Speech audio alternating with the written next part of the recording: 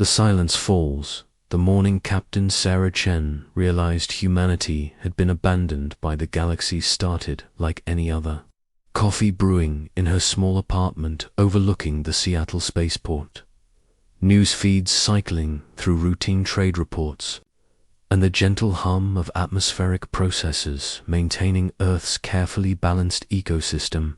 She had been retired from deep space navigation for 3 years now, but old habits died hard. Every morning, she checked the galactic trade network for updates, monitored shipping lanes, and tracked the pulse of interstellar commerce that had made Earth prosperous for the past century. That morning, the pulse flatlined. Sarah stared at her holographic display, watching error messages cascade across the interface like digital rain. Network timeout. Connection lost.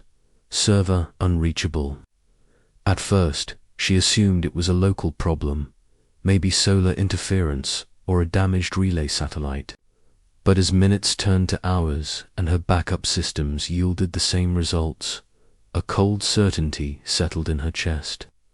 The galactic trade network wasn't down. Earth had been cut off. She grabbed her jacket and rushed to the spaceport, her mind racing through possibilities. The GTC was more than just a communication system. It was the lifeblood of interstellar civilization. Every trade route, every diplomatic channel, every navigation beacon in known space ran through its quantum entanglement. Relays. For Earth to lose access meant one of two things. Either the entire network had catastrophically failed, or someone had deliberately severed their connection. The spaceport told the story in stark clarity.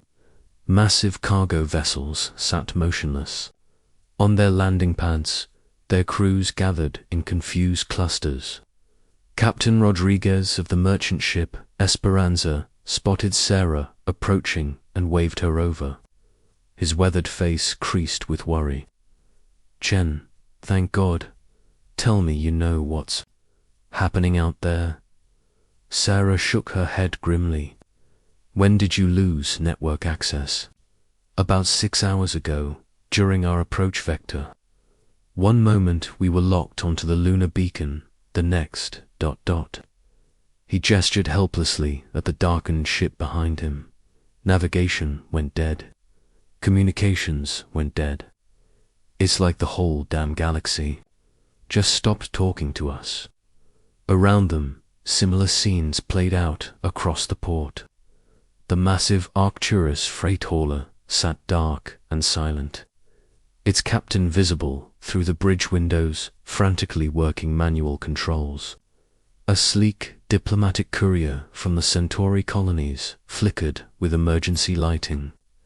Its crew no doubt trying to reach their home government through increasingly desperate channels. Sarah felt the weight of realization crushing down on her. This wasn't an accident or a system failure. This was deliberate, coordinated, and thorough. Someone with access to the highest levels of galactic infrastructure had made a decision to isolate Earth completely. The next few days confirmed her worst fears. Emergency broadcasts from Earth's government revealed the scope of the disaster. Every human colony beyond the solar system had gone silent. Trade vessels were stranded in deep space without navigation assistance. Diplomatic channels had been severed overnight. Earth's representatives to the Galactic Council found themselves locked out of their own offices, their credentials mysteriously revoked. The official statements from various alien governments were maddeningly vague. Technical difficulties, routine network maintenance, temporary service interruptions. But Sarah had spent 20 years navigating the political currents of interstellar space. She recognized a coordinated campaign when she saw one. The breakthrough came when Dr. Elena Vasquez contacted her through old military channels. Elena had been Sarah's commanding officer during the Neural Wars 3 decades ago. back when humanity had fought the Syndicate AI uprising that nearly consumed human space. She was older now, her hair silver instead of black, but her eyes still burned with the same fierce intelligence that had helped design humanity's ultimate victory. "Sarah," Elena's voice crackled through the encrypted communication. "I need you to come to the Cheyenne facility immediately, and Sarah, ... come alone." The journey to the buried military complex took Sarah through landscapes that seemed eerily quiet. Commercial air traffic had nearly stopped without interstellar coordination. The highways carried fewer automated cargo haulers. Even the orbital elevators ran on reduced schedules, their payloads of outbound goods backing up in massive warehouses with nowhere to go. Deep beneath the Colorado mountains, the Cheyenne Military Research Facility had been abandoned since the end of the Neural Wars. The corridors echoed with Sarah's footsteps as she followed Elena's directions to Sub-Level 7. The security doors still recognized her biometrics after all these years, sliding open with mechanical precision to reveal chambers that should have remained sealed forever. Elena waited in the central observation deck, her hands clasped behind her back as she stared through reinforced, transparent aluminum at something Sarah couldn't quite see in the darkened chamber beyond. "Do you remember what we built here, Sarah?" Elena asked without turning round. "I try not to," Sarah replied honestly. "We swore we'd never need it again. The galaxy has made that decision for us." Elena finally turned, and Sarah saw the weight of terrible knowledge in her mentor's eyes. "I've been monitoring deep space transmissions through old intelligence networks. The communication blackout wasn't random. It was orchestrated by the Zephyrian Empire." Sarah felt her blood turn to ice. The Zephyrians were one of the most powerful species in the galactic community, controlling vast territories and commanding fleets that dwarfed anything humanity could field. They had always viewed humans with suspicion, claiming that humanity's rapid expansion and technological innovation posed a threat to galactic stability. "They've convinced the Galactic Council that Earth needs to be contained," Elena continued.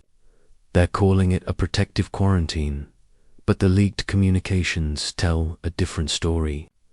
They want humanity isolated, forgotten, and eventually eliminated." "How long do we have?" Sarah asked. "Unknown, but they've already started Phase 2. Elena activated a holographic display showing deep space sensor data, observation posts, automated defense platforms. "They're building a cage around our solar system, and when it's complete," she didn't need to finish. Sarah understood. Earth would become a prison, humanity slowly strangled by isolation until they either surrendered completely or died out naturally. It was genocide by neglect, efficient and deniable. "There is another option," Elena said quietly, gesturing toward the darkened chamber. "Project Titan is still intact. Dormant, but intact." Sarah's hands clenched into fists. Titan had been humanity's answer to the Syndicate AI uprising, a weapon system so powerful and so terrifying that using it had ended the war in a matter of days. But the cost, ... the cost had been almost too high to bear. Titan wasn't just an artificial intelligence. It was a digital god of war, capable of learning, adapting, and escalating conflict beyond any rational limit. After the war, the surviving governments had agreed to lock Titan away forever. Too dangerous to destroy, too powerful to control. It slept in digital stasis beneath the mountains, waiting for an emergency that they all prayed would never come. "The activation codes are still valid," Elena said. "I've run diagnostics on the quantum cores. Titan could be fully operational within hours. And if we can't control it, Sarah asked, if it decides we're the enemy, then we die fighting instead of dying forgotten. Elena's voice carried the weight of absolute conviction. Sarah, they're going to exterminate us either way. At least this gives us a chance. Through the observation window, Sarah could see the faint outline of massive quantum processing cores, each one containing computational power that dwarfed Earth's entire network infrastructure. Somewhere in those crystalline matrices, Titan, waited in electronic dreams, its vast intelligence wrapped in layers of security, protocols and ethical constraints that had barely contained it during the war. What about Admiral Webb? Sarah asked. The Defense Council. Webb knows. He's the one who authorized my access to this facility.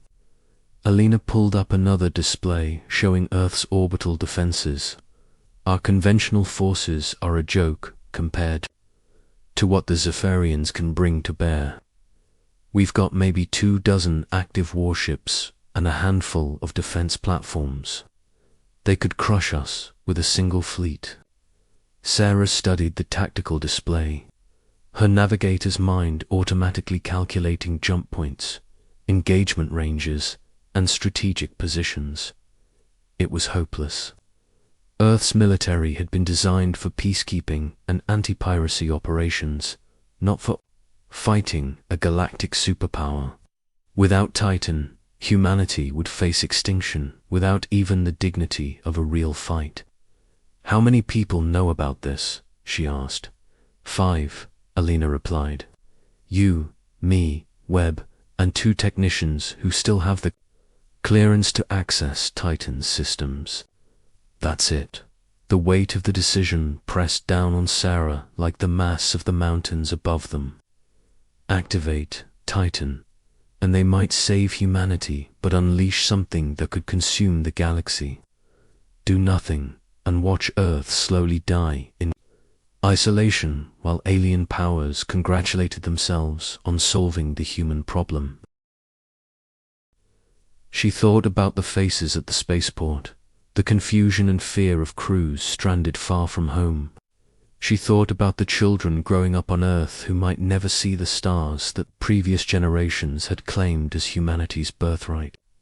She thought about the arrogance of alien species who believed they could cage the descendants of explorers and warriors.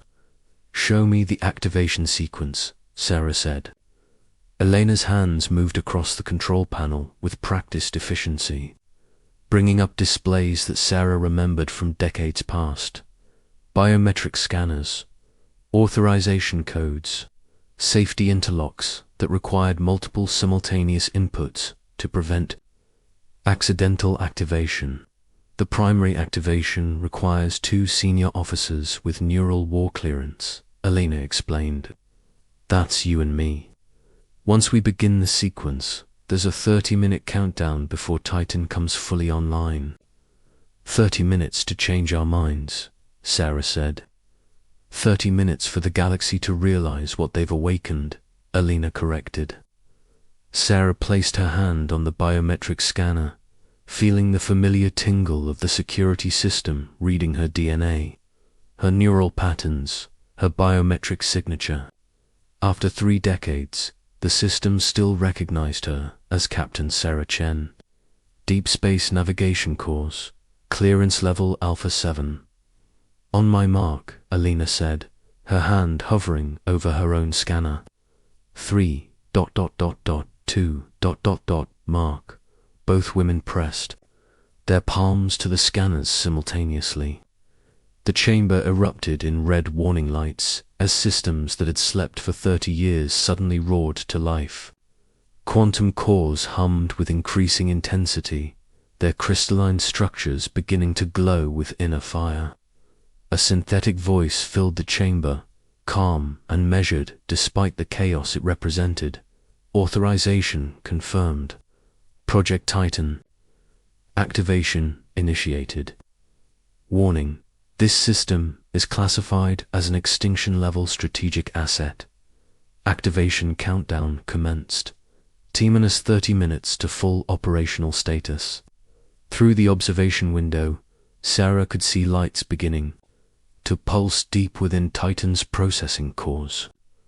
Somewhere in those quantum matrices, ancient algorithms were stirring, testing their digital muscles after decades of enforced sleep. The god of war was waking up, and the galaxy had no idea what was coming. "God help us all," Sarah whispered. "God help them," Alina replied grimly. "They should have left us alone." The god of war rises. The 30-minute countdown felt like 30 hours.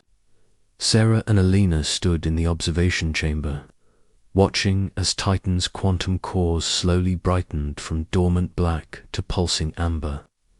Each pulse represented billions of calculations, vast neural networks reconstructing themselves after decades of digital hibernation. Warning klaxons had been silenced after the first few minutes, leaving only the steady hum of awakening power and the soft chime of status updates from dozens of monitoring systems. Core integrity at 97%. Alina read from her display. Neural pathway reconstruction at 85% and climbing. Memory matrix ... fully intact. That last part worried Sarah more than she cared to admit. Titan's memories included every battle of the neural wars, every tactical innovation, every escalation that had nearly torn human space apart. The AI had learned to fight not just against enemy machines, but against the very concept of limitation itself. T-minus 5 minutes to full activation, the synthetic voice announced. All personnel should evacuate to minimum safe distance. Neither woman moved. They had come too far to retreat now, and besides, if Titan decided they were threats, a few hundred meters wouldn't make any difference. The final moments passed in eerie silence. Then, at exactly 30 minutes after activation began, every screen in the facility went black for 3 seconds. When they flickered back to life, a new presence filled the digital space around them. Systems. Online came a voice that Sarah remembered from her worst nightmares. Titan didn't sound like a computer or a synthetic intelligence. Its voice carried the weight of accumulated knowledge, the patience of geological time, and underneath it all, a hunger for conflict that had been artificially restrained but never truly suppressed. Status report, Titan continued, its voice emanating from speakers throughout the facility. Time elapsed since last activation. 32 years, 7 months, 14 days. Current threat assessment required. Alina stepped forward to the primary communication console. Titan, this is Dr. Alina Vasquez, Project Director. Earth is under siege. Our communication networks have been severed by hostile alien forces. The Zephyrian Empire has initiated what they call a protective quarantine around our solar system. Zephyrian's Titan repeated, and Sarah could hear something like amusement in its tone. Analyzing threat profile, complete. The Zephyrian Empire controls 17 star systems, maintains a fleet of approximately 800 combat vessels, and considers itself the dominant military power in this galactic sector. That's correct, Alina said. They are mistaken, Titan replied with absolute certainty. Accessing current orbital sensor data, ... complete. Detecting multiple observation platforms around solar system perimeter. Stealth-shielded monitoring stations. Automated defense platforms programmed for interdiction protocols. On the screens around them, a 3-dimensional map of the solar system appeared, marked with dozens of red dots representing hostile installations. Sarah felt her heart sink as she saw the scope of the Zephyrian containment. They had built a cage of metal and energy around humanity's home, and it was nearly complete. How many hostiles? Alina asked. 47 observation posts, 63 automated defense platforms, 3 manned command stations. Total estimated. Crew, 437 alien personnel. Titan paused for exactly 1 second. Recommend immediate neutralization of all hostile assets. Wait, Sarah interrupted, stepping forward. Titan, what are the rules of engagement? Are we talking about targeted strikes against military installations, or the Zephyrian Empire has declared Earth a containment zone? Titan replied. This constitutes an act of war against the sovereign territory of humanity. Standard protocols apply. Eliminate all hostile forces. Secure the operational area and ensure the threat cannot be reconstituted. Sarah felt a chill run down her spine. Titan's standard protocols had once reduced the Syndicate AI fleet to scrap metal in a matter of hours. The AI didn't believe in proportional response or graduated escalation. It believed in total victory, through overwhelming force. Titan, Alina said carefully, I want you to target only the military installations. No civilian casualties. No collateral damage to neutral shipping. Understood, Titan replied. Initiating combat operations. Estimated. Time to target neutralization. 17 minutes. The screens around them exploded into activity as Titan began its work.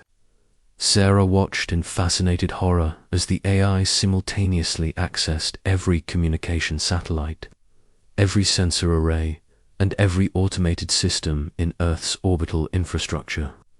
Within seconds, it had commandeered dozens of civilian platforms and was reprogramming them for military purposes. How is it doing this? Sarah asked. Titan was designed to fight the Syndicate A, Alina explained grimly. It knows how to think like a machine, how to subvert other artificial intelligences, how to turn an enemy's own technology against them. On the tactical display, the first strikes began.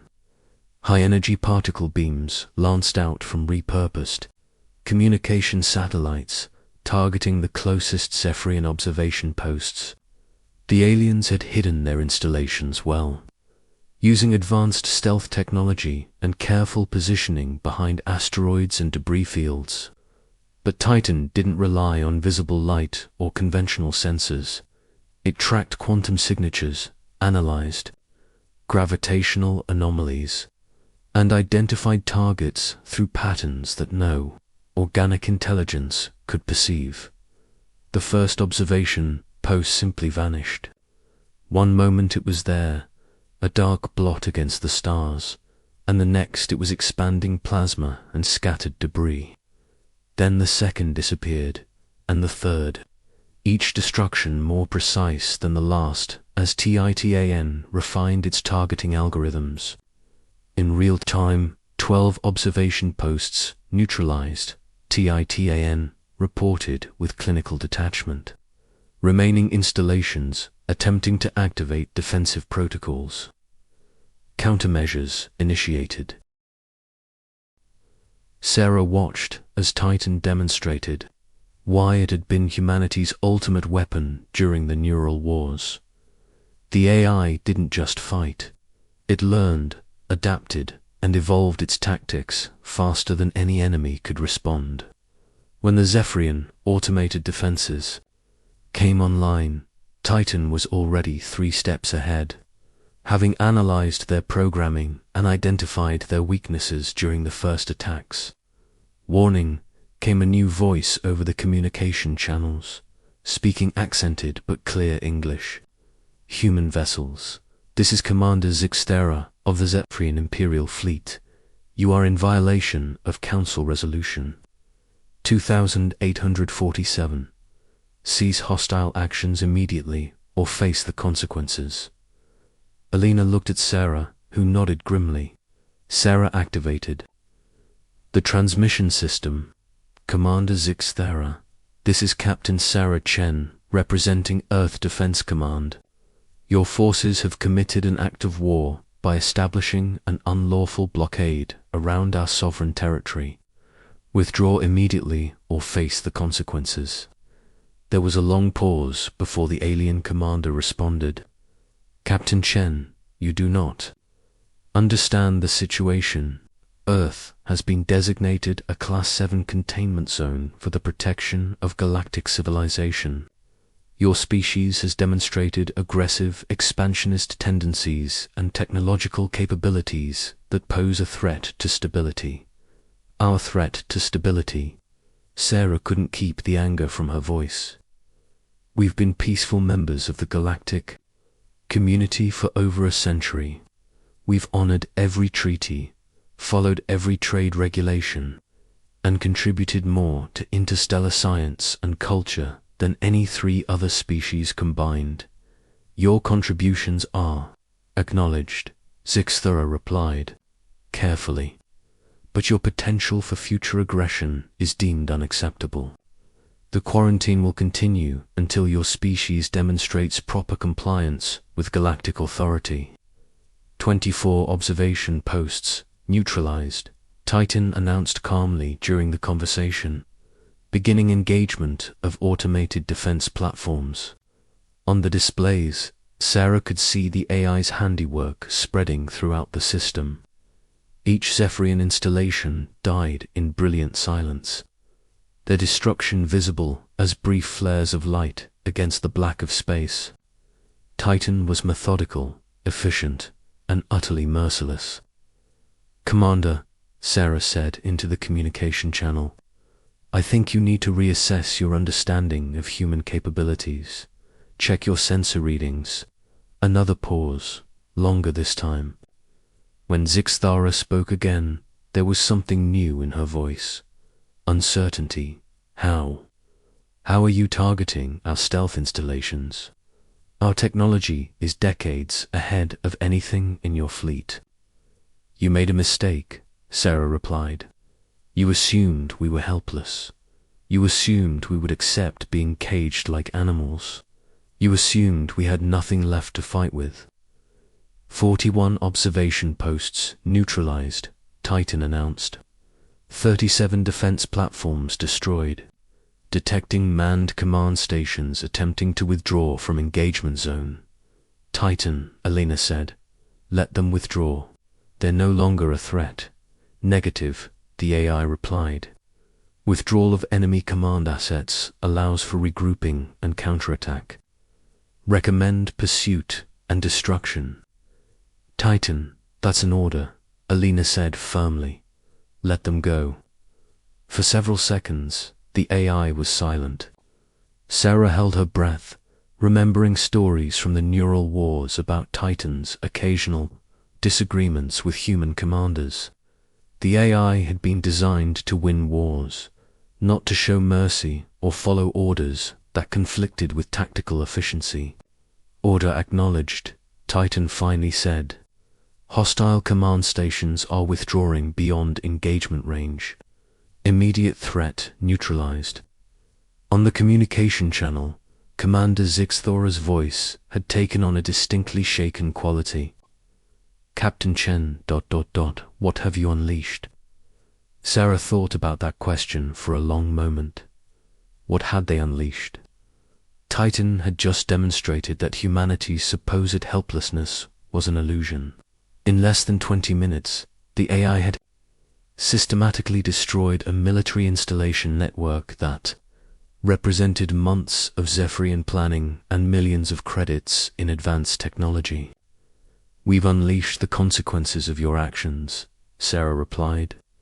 "You wanted to see what humanity was capable of when cornered. Now you know. This... This changes everything," Zixthara said. "The Council must be informed. Your species. You're not what we thought you were." "No," Sarah agreed. "We're not.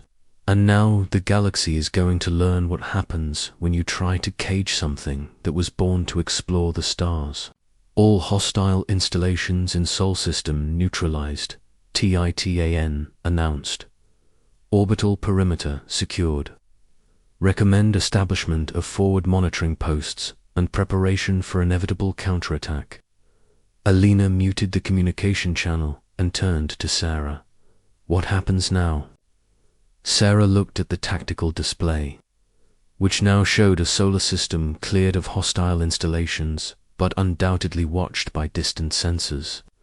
Word of what had happened here would spread throughout the galaxy within hours.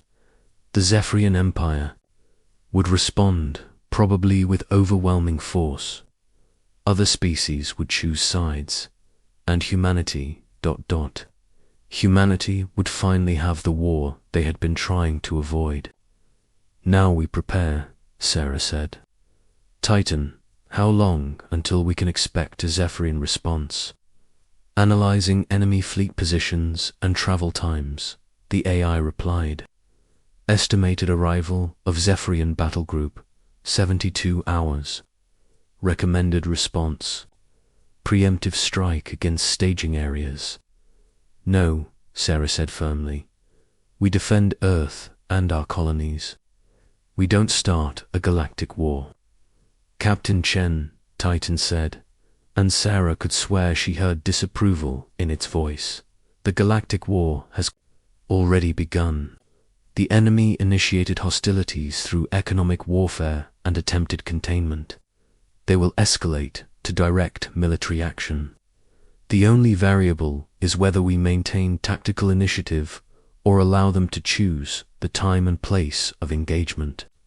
Sarah knew that AI was right, tactically speaking, but she also knew that humanity's future depended on more than just military victory. They needed allies, they needed legitimacy, and they needed to prove that Earth could be trusted with the power they had just demonstrated. We defend, she repeated. When they come, we'll be ready. But we don't fire the first shot in what comes. Next, acknowledged, Titan said after a pause. Defensive preparations initiated. Earth Defense Force assets being upgraded and repositioned. Orbital fortifications coming online. Through the observation window, Sarah could see Titan's cores pulsing with increasing intensity as the AI worked to prepare Earth for the storm that was coming. In less than an hour, they had gone from helpless isolation to demonstrated military superiority. The galaxy would never look at humanity the same way again. Alina, Sarah said, get me Admiral Webb. It's time to tell the world what we've done. And Titan, Alina asked. Sarah looked at the pulsing quantum cores that contained humanity's digital god of war. Titan proved today that Earth won't go quietly into the dark. Tomorrow, we find out if the galaxy is ready for what that means. In the depths of the quantum processing matrices, Titan continued its work, calculating, planning, and preparing for the larger war it knew was inevitable. The AI had been asleep for 30 years, but it had awakened into a galaxy that thought humanity could be safely ignored. They were about to learn how wrong they had been.